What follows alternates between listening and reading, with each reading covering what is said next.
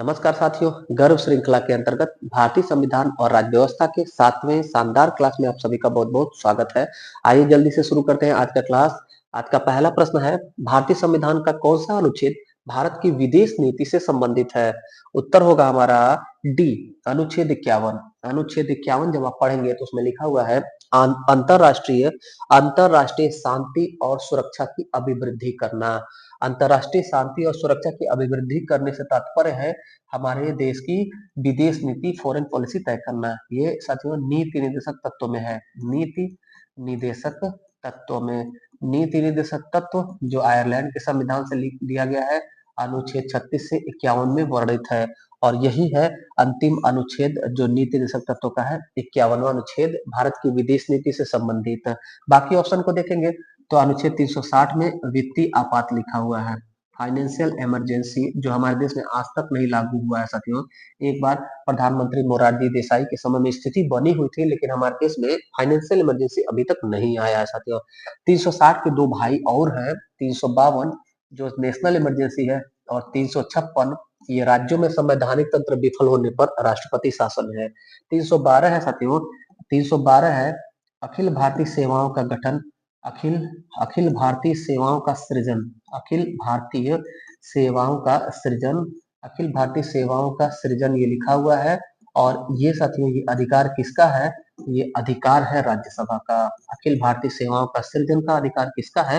राज्यसभा का। अनुच्छेद 60 है राष्ट्रपति से संबंधित। राष्ट्रपति से संबंधित क्या बात लिखा गया है इसमें? इसमें लिखा गया है राष्ट्रपति का शपथ और प्रतिज्ञान। राष्ट्रपति का शपथ और प्रतिज्ञान अनुच्छेद 60 है। आगे बढ़ते हैं, अगला प्रश्न देखते हैं। दूसरा प्रश्न है, निम्नलिखित में से कौन सा राज्य की नीति निर्देशक तत्व नहीं है? पहला दिया क्या है, मादक पेय के उपभोग को निषेध करना, ये सही है। अनुच्छेद 47 जब हम पढ़ेंगे तो उसमें लिखा है जीवन स्तर को ऊंचा उठाना, पोषाहार स्तर प्रदान करना और मादक पदार्थों से दूर रहना, ये साथियों नीति निर्देशक तत्व का अनुच्छेद 47 है। गायों और बछड़ों के वध को निषेध किया गया, ये साथियों अनुच्छेद 48 जहां लिखा गया है कृषि और पशुपालन, उसी के अंतर्गत है गायों और बछड़ों के वध को निषेध करना। तीसरा, पर्यावरण का संरक्षण तथा संवर्धन। पर्यावरण का संरक्षण तथा संवर्धन साथियों ये भी हमारे नीति निर्देशक तत्व में लिखा गया है, अनुच्छेद 48 को में लिखा गया है। बाकी हो जाएगा हमारा उत्तर डी। ये बात नीति निर्देशक तत्व के अनुच्छेद 36 से लेकर 51 में नहीं लिखा गया है। 16 वर्ष तक के बच्चों के निःशुल्क शिक्षा, तो उत्तर हमारा होगा डी। ध्यान पूर्वक देखिएगा, लिखा हुआ है आरंभिक शिशु देख रेख, आरंभिक शिशु देख रेख, आरंभिक शिशु देख रेख। और ये अनुच्छेद है साथियों अनुच्छेद 45। अनुच्छेद 45 आरंभिक शिशु देख रेख, ये 16 वर्ष तक के बच्चों को निःशुल्क शिक्षा नहीं लिखा गया है साथियों। लिखा गया है मूल अधिकार में, मूल अधिकार में और मूल कर्तव्य में, दो जगह ये बात क्या देखिएगा। मूल कर्तव्य में 11वां मूल कर्तव्य, 11वां मूल कर्तव्य 86वां संविधान संशोधन 2002 से आया, जिसमें अभिभावकों का कर्तव्य होगा कि अपने 6 से 14 वर्ष के पाल्यों या बच्चों को, 6 से 14 वर्ष के बच्चों को शिक्षा का प्रबंधन कराए। बाकी मूल अधिकार में देखेंगे तो अनुच्छेद 21 को में 86वां संविधान संशोधन से ही 6 से 14 वर्ष के बच्चों को निःशुल्क एवं अनिवार्य शिक्षा का प्रावधान किया गया है। लेकिन 16 वर्ष वाला ये चीज और 16 वर्ष तक के बच्चों को निःशुल्क शिक्षा ये नहीं लिखा गया नीति तत्व में। अगला प्रश्न देखिएगा, निम्नलिखित में से कौन सा नीति निर्देशक तत्व है? समान नागरिक संहिता है, कहाँ लिखा गया? अनुच्छेद 44 में। प्रेस की स्वतंत्रता ये नहीं है साथियों, अनुच्छेद 19 को में आ जाएगा। धर्म की स्वतंत्रता अनुच्छेद 25 में आ जाएगा, मूल अधिकार है। विधि के समक्ष समानता अनुच्छेद 14, ये तीनों के तीनों फंडामेंटल राइट है, अमेरिका के संविधान से लिया गया फंडामेंटल राइट के अंतर्गत आते हैं। पूछा गया था नीति निर्देशक तत्व है, तो ये उत्तर हो जाएगा समान नागरिक संहिता, जो सिर्फ गोवा में शुरू में सत्य सिर्फ गोवा में लागू था, अभी इसका परिवर्तन करके यूसीसी को उत्तराखंड में लागू किया गया है। ये कॉमन सिविल कोड है और वो यूनिवर्सल सिविल कोड है साथियों। अगला देखिएगा, भारतीय संविधान के किस अनुच्छेद में 42वें संविधान संशोधन विधेयक द्वारा मूल कर्तव्यों को सम्मिलित किया गया? संविधान संशोधन विधेयक ये अधिनियम हो गया, जब पारित हो गया तो विधेयक नहीं। अधिनियम है। 42वां संविधान संशोधन अधिनियम के तहत मूल कर्तव्यों को सम्मिलित किया गया। कहाँ किया गया? अनुच्छेद 51 क में। और कितने?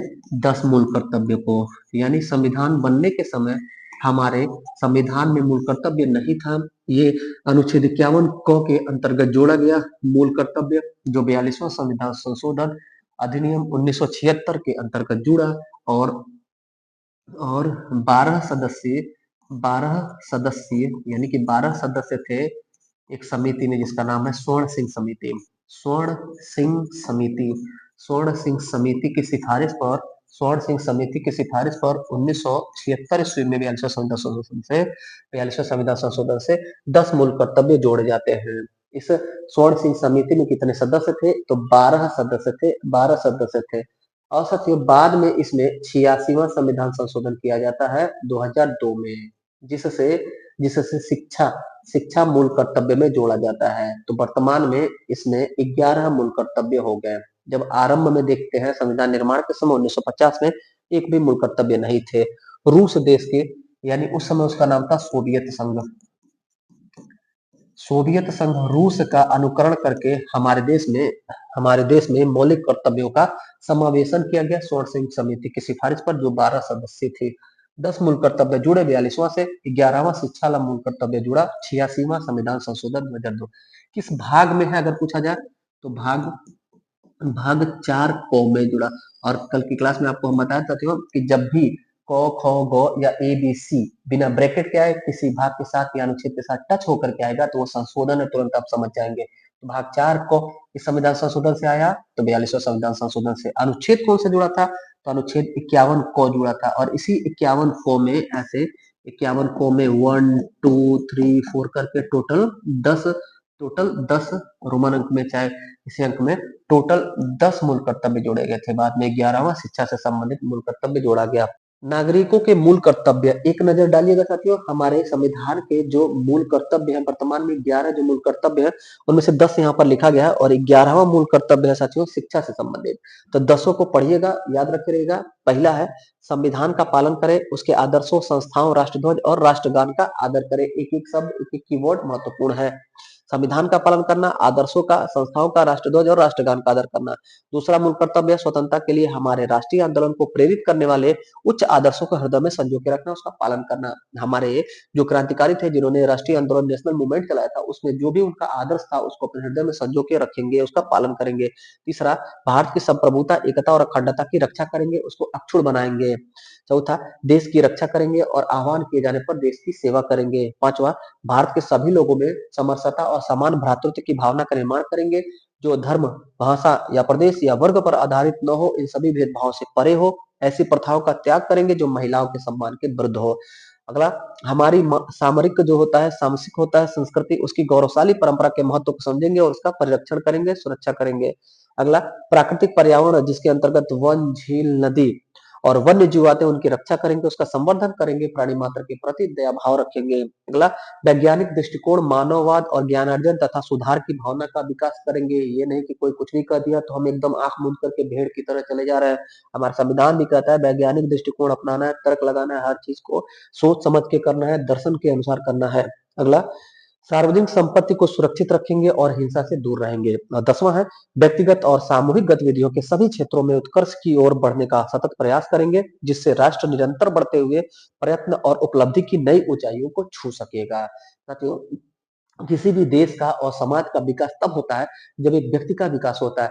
जब व्यक्तिगत रूप से सभी व्यक्ति अपना विकास करेंगे तो परिवार का विकास होता है। जब परिवार का, आपके गांव में, मोहल्ले में, सोसाइटी में परिवार का विकास होता है तो आपके गांव का, शहर का विकास होता है। और जब शहर का विकास होता है तो राज्य का विकास होता है। राज्यों का विकास होगा तो देश का स्वयं से विकास हो जाएगा। साथियों, तो व्यक्तिगत और सामूहिक गतिविधियों के सभी क्षेत्रों में उत्कर्ष की ओर आगे बढ़ करके सतत प्रयास से हम अपने देश को आगे बढ़ाएंगे, देश को डेवलप करेंगे। ये हमारा 10 मूल कर्तव्य था और बाकी 11वां मूल कर्तव्य शिक्षा से संबंधित है।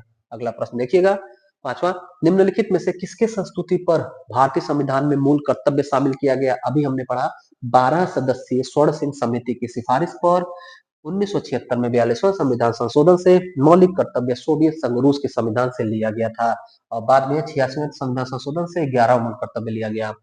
छठा, संविधान में मौलिक कर्तव्यों को कब सम्मिलित किया गया? 1976 में 42वां संविधान संशोधन से, स्वर्ण सिंह समिति की सिफारिश से, सोवियत संघ रूस से 10 मूल कर्तव्य जोड़े गए, बाद में 11वां। सातवां प्रश्न है, भारतीय संविधान के किस भाग में मौलिक कर्तव्यों का उल्लेख है? भाग 4 क में, भाग 4 क और अनुच्छेद 51 क में मौलिक कर्तव्यों का समावेशन है हमारे भारतीय संविधान में। आठवां, निम्नलिखित में से भारत में मौलिक कर्तव्य कौन सा है? देखिए अभी हम लोगों ने पढ़ा 11 मूल कर्तव्य, उसमें कौन सा है? न्यायपालिका से कार्यपालिका का पृथक्करण, ये नहीं है साथियों, ये अनुच्छेद 50 में लिखा गया है। अनुच्छेद 50 में न्यायपालिका से कार्यपालिका का पृथक्करण, और हम पढ़ते हैं कि 36 से 51 नीति निषेध तत्व है, तो इसका मतलब पहला वाला नीति निषेध तत्व है। दूसरा, हमारी मिली जुली संस्कृति का समृद्ध विरासत को संरक्षित करना, ये है उत्तर हमारा। हमारा उत्तर 8वां का बी हो जाएगा। इसको हम लोगों ने पढ़ा मौलिक कर्तव्य में। इसको देखिएगा, बच्चों के लिए मुफ्त एवं अनिवार्य शिक्षा, ये मूल अधिकार है साथियों। मूल अधिकार में लिखा गया है कि अनिवार्य शिक्षा का प्रबंध किया जाएगा, और अनुच्छेद 21 क में लिखा गया है मूल अधिकार, अनुच्छेद 21 क में 86वां संविधान संशोधन 2002 से। डी, छुआछूत की परंपरा को समाप्त करना, यानी अस्पृश्यता को समाप्त करना, और अस्पृश्यता को समाप्त करना ये भी लिखा हुआ है अनुच्छेद 17 यानी कि मूल अधिकार में। इस प्रकार से बाकी 3 जो है मूल अधिकार हो गया, डी हमारा उत्तर हो गया, मूल कर्तव्य है। 9वां प्रश्न पूछा गया है, भारत के प्रत्येक नागरिक का कर्तव्य होगा प्राकृतिक पर्यावरण का संरक्षण एवं सुधार। तो उत्तर हमारा क्या होगा साथियों? उत्तर हमारा होगा अनुच्छेद 21 देखेंगे तो इसमें लिखा है प्राण एवं दैहिक स्वतंत्रता का अधिकार, जीवन जीने का अधिकार। अनुच्छेद 48 क में लिखा गया पर्यावरण के बारे में, प्राकृतिक पर्यावरण संरक्षण, अनुच्छेद 48 क। और अनुच्छेद 51 क में लिखा है साथियों मूल कर्तव्य। तो अनुच्छेद 51 क में जो मूल कर्तव्य है, इसमें भी प्राकृतिक पर्यावरण, प्राकृतिक पर्यावरण का संरक्षण, पर्यावरण का संरक्षण, वन्य जीवों का संरक्षण, वन्य जीवों की रक्षा करना लिखा हुआ है। और अनुच्छेद 56 में है राष्ट्रपति की पदावधि, राष्ट्रपति की पदावधि, राष्ट्रपति का कार्यकाल 5 वर्ष जो होता है, वो अनुच्छेद 56 में लिखा गया। तब हम किसको चूज करेंगे? 2 जगह हमको प्राकृतिक पर्यावरण दिख रहा है। यहाँ देखेंगे, पूछा गया भारत के प्रत्येक नागरिक का कर्तव्य होगा, तो कर्तव्य वाला अनुच्छेद कौन सा है? अनुच्छेद 51 को कर्तव्य वाला अनुच्छेद है। तो प्राकृतिक पर्यावरण का संरक्षण एवं सुधार अनुच्छेद 51 को मूल कर्तव्य में लिखा हुआ है, और अनुच्छेद 48 को में भी प्राकृतिक पर्यावरण का संरक्षण की बात की गई है जो नीति निषेध तत्वों में है, लेकिन कर्तव्य शब्द से हम अनुच्छेद 51 को चूज करेंगे, तो सी हमारा उत्तर हो जाएगा। 10वां प्रश्न पूछा गया है, भारतीय संविधान में कितने मौलिक कर्तव्य शामिल हैं? वर्तमान में शामिल हैं पूछा जा रहा है। आप पूछा जाता संविधान निर्माण के समय तो आप शून्य करते, वर्तमान में 11 हो गए हैं। आरंभ में शून्य थे, 42वां संविधान संशोधन से 10 हुए, वर्तमान में 86वां संविधान संशोधन से 11 मूल कर्तव्य हो गए, जिनको हमने अभी पढ़ा है। अगला, भारत में राष्ट्रपति का निर्वाचन किस प्रकार होता है? राष्ट्रपति से संबंधित अब यहाँ से हमको प्रश्न मिलेगा। तो राष्ट्रपति का निर्वाचन साथियों अप्रत्यक्ष रूप से होता है, प्रत्यक्ष नहीं होता है। डायरेक्ट हम आप थोड़े ना राष्ट्रपति को चुनते हैं, जनता नहीं चुनती है, तो प्रत्यक्ष नहीं होगा। राज्यसभा के सदस्यों के द्वारा होता है, लेकिन आधा सत्य है। लोकसभा के सदस्यों के द्वारा होता है, आधा सत्य है, क्योंकि सभी सदस्य नहीं, खाली निर्वाचित सदस्य चुनते हैं, मनोनीत सदस्य नहीं चुनते हैं, आंग्ल भारतीय नहीं चुनते हैं। ये भी दोनों गलत हो जाएगा। अप्रत्यक्ष रूप से होता है, ये सही है। राष्ट्रपति का निर्वाचन अप्रत्यक्ष रूप से होता है। तो हम यहाँ बात करेंगे राष्ट्रपति से संबंधित, राष्ट्रपति प्रेसिडेंट, राष्ट्रपति प्रेसिडेंट। अमेरिका की तरह ही अमेरिका के संविधान से लिया गया है हमारे राष्ट्रपति का विचार। राष्ट्रपति का अनुच्छेद देखिएगा, अनुच्छेद 52 में लिखा गया है कि हमारे देश में राष्ट्रपति होगा, अनुच्छेद 52। अनुच्छेद 53 में लिखा है राष्ट्रपति कार्यपालिका का हेड होगा, कार्यपालिका का प्रधान कौन होगा? राष्ट्रपति होगा। कार्यपालिका का मुखिया कौन होगा? राष्ट्रपति होगा। लेकिन वास्तविक शक्ति का प्रयोग कार्यपालिका का कौन करता है? तो प्रधानमंत्री करता है। संवैधानिक प्रमुख कौन है? राष्ट्रपति है। अनुच्छेद 54 में लिखा गया है राष्ट्रपति का निर्वाचन, राष्ट्रपति का निर्वाचन। अनुच्छेद 55 में लिखा गया है, 54 के बाद 55 आएगा। अनुच्छेद 55 में लिखा गया है राष्ट्रपति के निर्वाचन की रीति। इसके निर्वाचन की रीति क्या है? इसके निर्वाचन की रीति क्या है साथियों? तो राष्ट्रपति के निर्वाचन की रीति है एकल संक्रमणी मत पद्धति, आनुपातिक प्रतिनिधित्व प्रणाली। राष्ट्रपति के निर्वाचन की रीति क्या है? एकल संक्रमणी मत पद्धति, एकल संक्रमणी मत पद्धति, आनुपातिक प्रतिनिधित्व प्रणाली, आनुपातिक प्रतिनिधित्व प्रणाली, आनुपातिक प्रतिनिधित्व प्रणाली, और गुप्त मतदान के द्वारा और अप्रत्यक्ष रूप से राष्ट्रपति का चुनाव होता है। अनुच्छेद 56 में लिखा है राष्ट्रपति का पदावधि। राष्ट्रपति का पदावधि अनुच्छेद 56 जो 5 साल होता है, लेकिन मृत्यु मृत्यु या पदत्याग रिजाइन इन दोनों की अवस्था में उसका पद रिक्त हो जाएगा पहले भी। राष्ट्रपति का पद कार्यभार ग्रहण करने से 5 वर्ष होता है, लेकिन अगर रास्ते में कहीं 5 साल के बीच में ही मृत्यु हो जाती है, पदत्याग हो जाता है, तब ये पद समाप्त हो जाता है। और अनुच्छेद 62 में लिखा गया है कि राष्ट्रपति का पद आकस्मिक रिक्त होने के 6 महीने के भीतर नए राष्ट्रपति का चुनाव का प्रक्रिया पूरा कर लिया जाएगा। अनुच्छेद 62 में वो लिखा है। अनुच्छेद 57 में देखिएगा, अनुच्छेद 57 में राष्ट्रपति के पुनर्निर्वाचन, अगर कोई राष्ट्रपति के पद पर पुनर्निर्वाचित होना चाहता है, पुनर्निर्वाचन ये बात लिखा गया है अनुच्छेद 57 में। अनुच्छेद 58 में लिखा गया है राष्ट्रपति के पद की अर्हता क्या है, एलिजिबिलिटी क्या क्या है। 59 में लिखा गया राष्ट्रपति के पद की शर्तें क्या क्या है।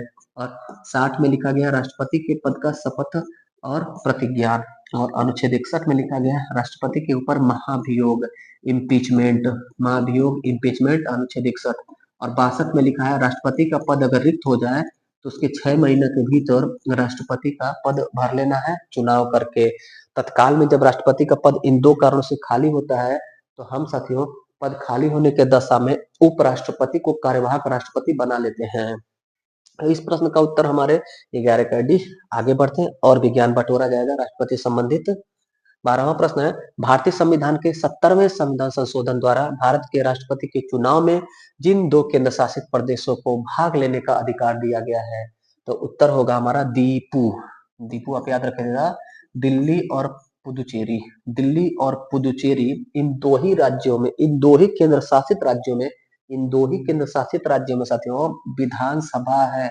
और इन 2 में ही 2 ही यूनियन टेरिटरी में मुख्यमंत्री होते हैं। तो जहां विधानसभा होता है वहीं पे मुख्यमंत्री होता है। तो जो विधानसभा के सदस्य हैं वो, और लोकसभा के सदस्य और राज्यसभा के सदस्य जो निर्वाचित होते हैं वो राष्ट्रपति के इलेक्शन में भाग लेते हैं।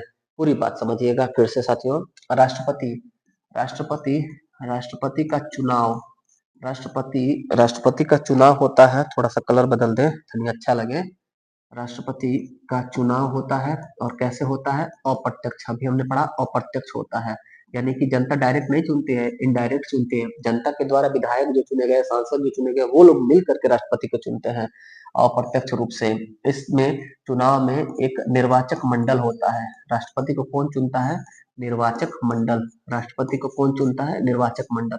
इसी निर्वाचक मंडल में कौन कौन होता है, तो राष्ट्रपति के निर्वाचक मंडल में होते हैं लोकसभा के जितने भी निर्वाचित सदस्य हैं, मनोनीत नहीं, निर्वाचित, जैसे आपके क्षेत्र के जो भी सांसद हैं वो। और राज्यसभा के जितने भी निर्वाचित सदस्य हैं वो। और दिल्ली पुदुचेरी इन 2 केंद्र शासित राज्यों में विधानसभा है, दिल्ली पुदुचेरी में। यहाँ के विधानसभा के जो मनोनीत सदस्य हैं, मनोनीत नहीं साथियों, निर्वाचित सदस्य, मनोनीत लोग भागे नहीं लेंगे इसमें। दिल्ली पांडिचेरी विधानसभा के निर्वाचित सदस्य। और चौथा, जितने भी राज्य हैं उन राज्यों के विधानसभा के निर्वाचित सदस्य, ये 4 समूह जो है राष्ट्रपति का निर्वाचक मंडल बनाता है। और यही राष्ट्रपति का निर्वाचक मंडल राष्ट्रपति का चुनाव करता है। फिर से देखिएगा, लोकसभा में निर्वाचित जितने भी सदस्य चुन करके गए हैं वो, ये जो आंग्ल भारतीय मनोनयन होते थे साथियों, आंग्ल भारतीय, वो लोग इसमें भाग नहीं लेंगे राष्ट्रपति के निर्वाचन में। यहाँ देखिएगा, राज्यसभा में जो निर्वाचित सदस्य है वो, यानी कि राज्यसभा में जो 12 सदस्य राष्ट्रपति के द्वारा मनोनीत होते हैं, वो भी भाग नहीं लेंगे। दिल्ली और पुदुचेरी विधानसभा के निर्वाचित सदस्य, इन विधानसभा में भी जो आंग्ल भारतीय हो या फिर इनके अलावा जो केंद्र शासित राज्य है वहां पे विधानसभा है ही नहीं, तो वो लोग भाग ही नहीं लेंगे। और यहाँ पर हर राज्य में, जैसे यूपी हो गया, बिहार हो गया, बंगाल, जितने भी राज्य जहाँ विधानसभा है वहां के निर्वाचित सदस्य यानी एमएलए है वो भाग लेंगे। यहाँ पर भी एमएलसी जो होते हैं साथियों, मेंबर ऑफ लेजिस्लेटिव काउंसिल, यानी विधान परिषद के सदस्य या विधानसभा में जो आंग्ल भारतीय मनोनीत होते हैं, ये लोग भाग नहीं लेंगे। एमएलसी भाग नहीं लेंगे, आंग्ल भारतीय भाग नहीं लेंगे, ये लोग शुद्ध भाग लेंगे राष्ट्रपति के निर्वाचक में। अब राष्ट्रपति के निर्वाचक मंडल के द्वारा वोटिंग होगा। वोटिंग कैसे होता है, तो एकल संक्रमणीय मत पद्धति, एकल संक्रमणीय मत पद्धति के द्वारा आनुपातिक प्रतिनिधित्व प्रतिनिधित्व प्रणाली के माध्यम से वोटिंग होता है। ये क्या होता है देखिएगा, इसको समझिएगा साथियों। जैसे जैसे साथियों आप वोट डालने अगर जाते हैं पंचायत के चुनाव में या विधानसभा के चुनाव में या लोकसभा के चुनाव में, तो आपके सामने कुछ कैंडिडेट होते हैं ए बी सी डी, और हम आप गए, मान लीजिए 3-4 वोट पर ही हम बताते हैं, 4 लोग वोट डालने जा रहे हैं, ये उम्मीदवार है, ये मतदाता है। अब ये चारों लोग जाएंगे, एक वोट डाल करके आएंगे किसी को, ये इनको वोट डाल दिए, ये गए तो इनको वोट डाल दिए, ये गए तो इनको वोट डाल दिए, ये गए तो इनको वोट डाल दिए। तो विजेता कौन हो जा रहा है? 2 वोट पा करके बी कैंडिडेट उम्मीदवार विजेता हो जाता है, यानी सब लोग एक एक वोट डालते हैं।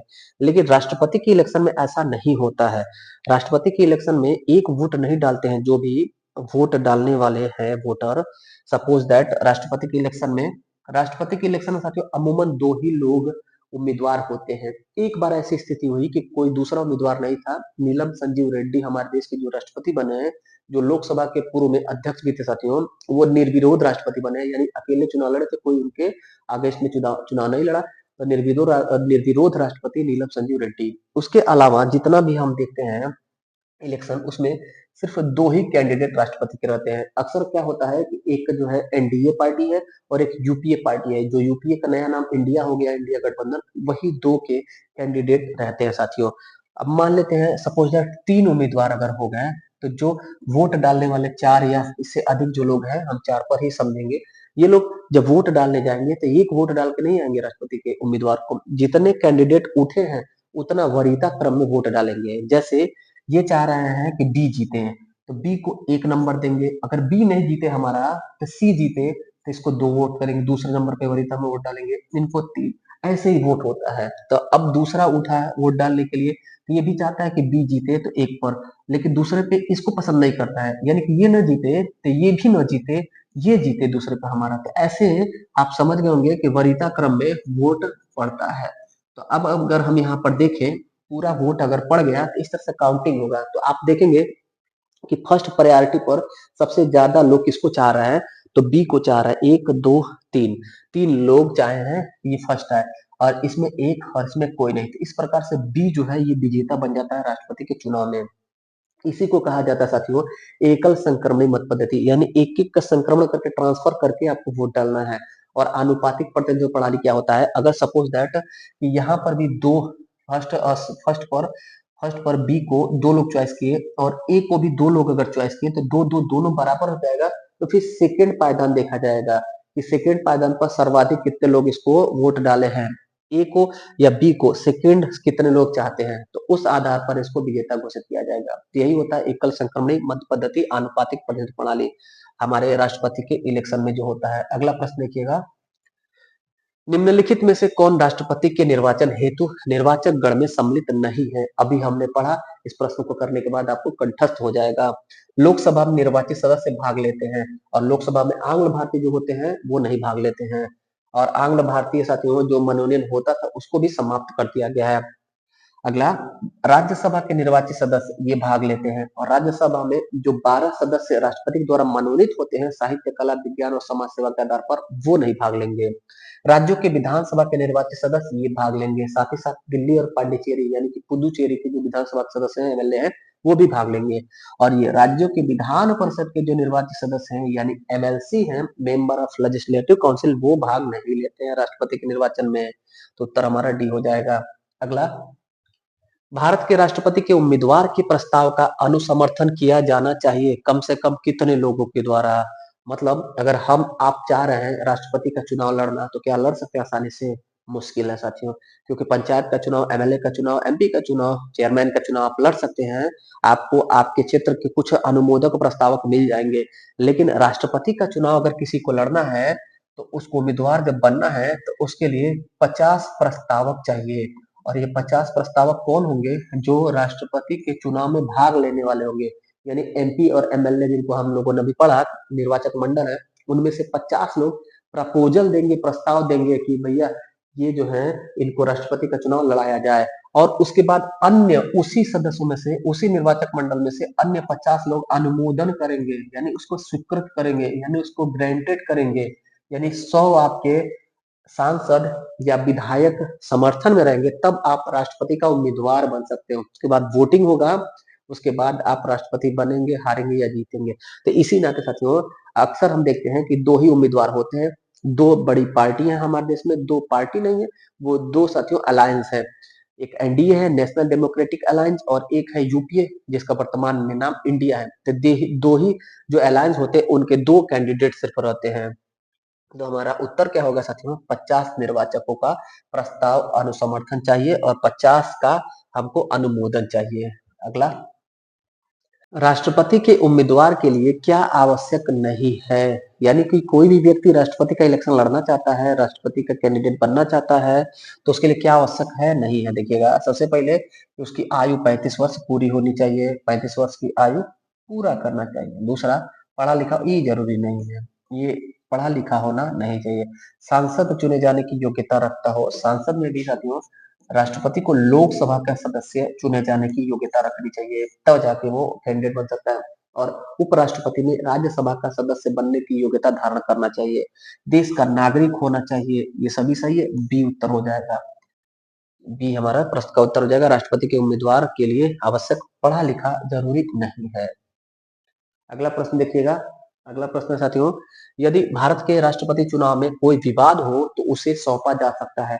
राष्ट्रपति के चुनाव में कोई भी विवाद होता है तो उसको सुप्रीम कोर्ट में सौंपा जाता है, सर्वोच्च न्यायालय में वो वाद जाता है। अगला प्रश्न है, राष्ट्रपति 5 वर्ष तक अपने पद पर रहता है, कब से? अपने निर्वाचन की तारीख से ना, जब से चुनाव जीते तब से थोड़े ना, राष्ट्रपति संसद द्वारा निर्धारित तिथि से ना, अपने पद के ग्रहण के दिन से, यानी जब से शपथ ग्रहण होता है राष्ट्रपति का, उस दिन से राष्ट्रपति का कार्यकाल गिना जाता, काउंट होता है। निर्वाचन आयोग घोषित नहीं करता है शपथ ग्रहण, पद ग्रहण करने की तारीख से 5 वर्ष तक राष्ट्रपति अपने पद पर बना रहता है। अगला प्रश्न देखिएगा, भारत का राष्ट्रपति अपना त्याग पत्र किसे सौंपता है? उत्तर होगा हमारे देश के उपराष्ट्रपति को। प्रेसिडेंट वाइस प्रेसिडेंट को अपना अपना रिजाइन लेटर सौंपेगा और वाइस प्रेसिडेंट प्रेसिडेंट को सौंपेगा। उपराष्ट्रपति अपने राष्ट्रपति को त्याग पत्र देगा और राष्ट्रपति उपराष्ट्रपति को त्याग पत्र सौंप करके अपना पद मुक्त कर सकता है। लेकिन राष्ट्रपति को शपथ दिलाने का कार्य कौन करता है? सीजेआई करते हैं। भारत के मुख्य न्यायाधीश जो होते हैं, सुप्रीम कोर्ट के मुख्य न्यायाधीश राष्ट्रपति को शपथ दिलाते हैं और राष्ट्रपति अपना अपना त्याग पत्र उपराष्ट्रपति को सौंपते हैं। अगला प्रश्न देखिएगा, भारत के राष्ट्रपति को उसके पद से हटाया जा सकता है। महत्वपूर्ण प्रश्न, हमारे देश के राष्ट्रपति को संविधान के अंतर्गत अनुच्छेद 61 में वर्णन है इम्पीचमेंट का, उसी के अंतर्गत हटाया जा सकता है। इम्पीचमेंट से हटाया जा सकता है, यानी कि संसद में एक विशेष प्रक्रिया चलती है महाभियोग की, उसी के द्वारा हटाया जाता है। और हटाने से 14 दिन पूर्व राष्ट्रपति के ऊपर महाभियोग लगाने से 14 दिन पूर्व राष्ट्रपति को सूचना देनी होती है कि आपने संविधान का अतिक्रमण किया है, आपने संविधान का अतिक्रमण किया है, आपके ऊपर महाभियोग की प्रक्रिया चलाई जाएगी। सूचना दे दिया गया 14 दिन पूर्व। अब राष्ट्रपति क्या करेंगे? तैयारी करेंगे इस प्रस्ताव का जब संसद में चलेगा, और उसके लिए वह वकील रख सकते हैं या स्वयं बचाव कर सकते हैं। राष्ट्रपति महाभियोग से बचने के लिए या तो स्वयं से बचाव करे या अपना वकील रख करके अपना पक्ष प्रस्तुत कर सकते हैं।